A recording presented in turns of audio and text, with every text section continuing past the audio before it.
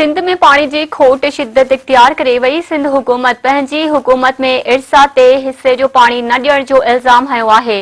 सूबाई वज़ीर ॼाम ख़ान शोरो चयो आहे त हिन वक़्ति सूबो 42 सैकड़ो पानी जी खोट खे मुंहुं ॾेई रहियो आहे। इरसा सूबे खे पंहिंजे हिस्से जो पानी फराहम न पई करे। आबपाशी खाते जे सूबाई वज़ीर ॼाम ख़ान शोरो पंहिंजे जारी कयल बयान में चयो आहे त इरसा सिस्टम में पानी जी खोट ॼाणाए सूबे सिंध खे मुक़रर थियल पानी जे हिस्से खां महरूम रखियो आहे। ॼाम ख़ान शोरो चयो त गुज़िरियल साल अप्रैल महीने में सिंध खे पानी जे मुआहदे 1991 तहत 22 सैकड़ो घटि पानी फराहम ॾिनो वियो। हुन वक़्ति सूबो 42 सैकड़ो पानी जी खोट खे मुंहुं ॾेई रहियो हो। सूबाई वज़ीर ॼाम ख़ान शोरो चयो त पानी जी खोट सबबि हज़ारे एकड़नि ते पोखियल फसल खे नुक़सान जो ख़दशो आहे। कराची समेत ॿियनि इलाइक़नि में पीअण जे पाणी जो बहिरान थींदो।